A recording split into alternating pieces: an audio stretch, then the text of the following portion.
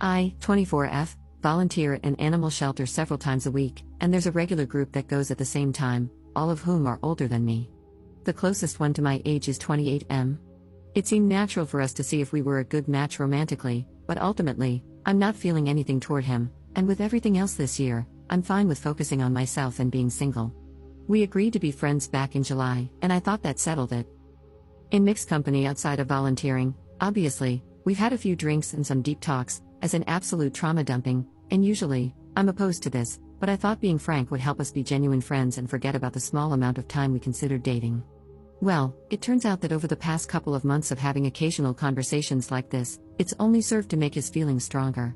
More than once, he said, "We need to talk," and in those talks, he said things like how he appreciates our close friendship, etc., relating to trauma dumping and trust and whatever. Well, last week, during one of our little parties, I was joking about having a crush on someone at work. I wouldn't say it's a real crush, we've never spoken, and I'm certainly not trying to initiate anything, and 28M burst out that he's attracted to me and that I should stop talking about things like that. I went beet red and changed the subject. It really pisses me off that he thinks I should censor myself because of feelings he has, which I've done nothing to encourage.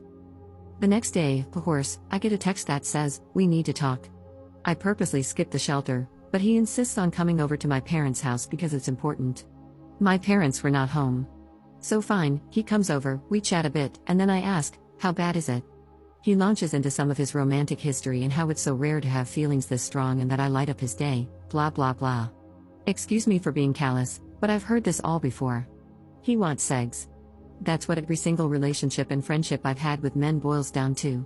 28M starts crying because I won't just force myself to be with him. I offer him a tissue, and he sniffs and asks for a band-aid instead because he fell earlier and scraped his knee.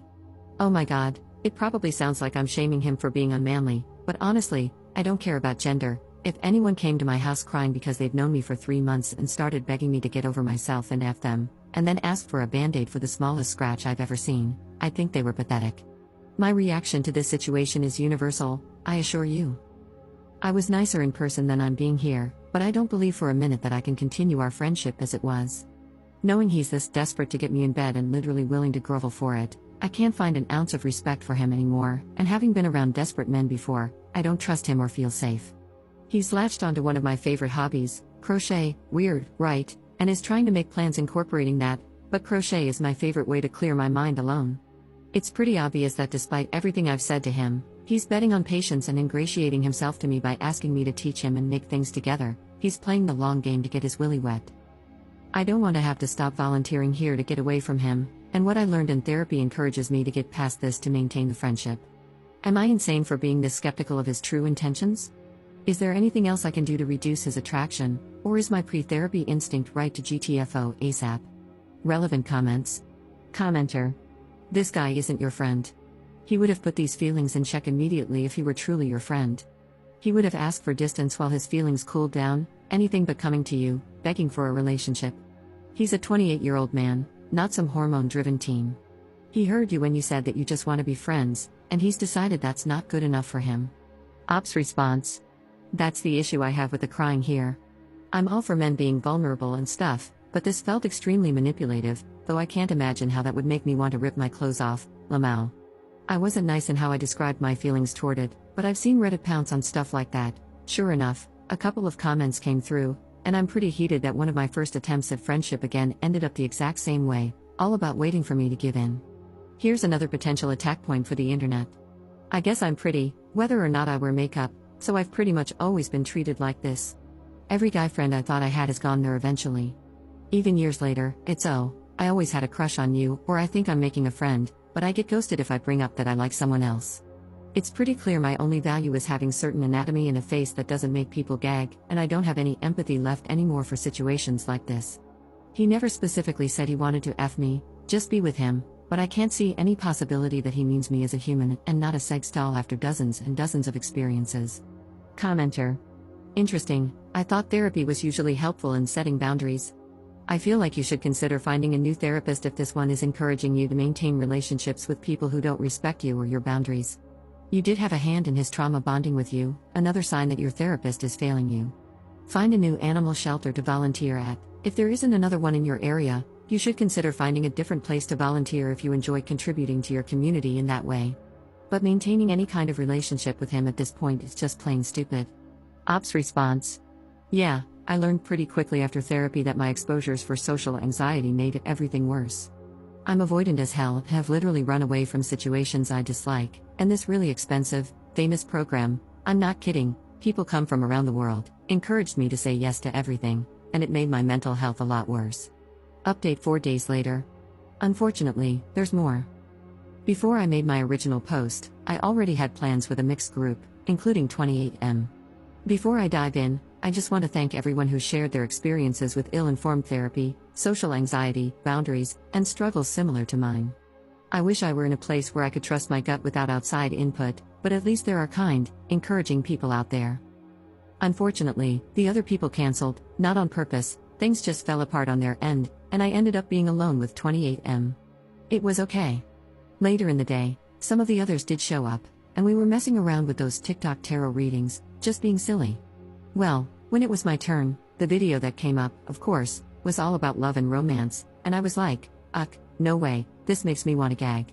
28M immediately burst into tears in front of everyone, saying, I wish you had said that the other night, that I make you want to gag. To be fair, there were some shots of booze involved before this, but still. I generally had a good day and wanted to keep the vibe, so I basically had to talk him down, also in front of everyone. Then, once everyone left, he pulled me aside, shocker, huh, and I had to reiterate again that the stupid TikTok thing is literally just TikTok. My reaction was not about him, and I had to defend my entire position in life again. Then he asked if he could prove himself by helping me study for university so he wouldn't make a scene anymore. I said I wasn't sure, but obviously, I'm not going to do that. It's hard enough to focus on school without a weepy baby having tantrums next to me, probably checking me out when I'm not looking. So, it's sad and it sucks because I have to change my whole routine now. I managed to find some other volunteer shifts that work with my schedule, but it's down to just 1 day a week. I told the coordinator why and asked if my new schedule could be kept private, if possible. They agreed to take me off the email list and just keep track of when I'm coming in. I feel bad complicating her job and ditching the other volunteers, but at least I still get to see the animals I've grown attached to. I alluded to this being a pattern in my life in my previous post and comments, but truly, this guy takes the cake. He really believes that every single thing I say revolves around him, like he takes up space in my head. Well, he does, but in a negative way. This week, things seriously escalated on his end, and I'm already tired of it. Surprise, 28M. I've actually lived an entire life without you, and I will continue to do so. Sorry you're so insecure that your life can be totally encompassed by someone else this easily. It's sad, but I doubt he will change. The tactic of cry, then guilt someone into giving me more of what I want is super easy to pull off. He sees every activity I do alone, joyfully, as an opportunity to commandeer that time and make it about him. I was nervous at first that he'd see this. I'm pretty sure he uses Reddit as well, but honestly, I don't care anymore. If he does, maybe seeing my side, because clearly, he cannot listen, might shock him into acting like a normal adult. Top 2 comments. Commenter. This guy is a pathetic creep.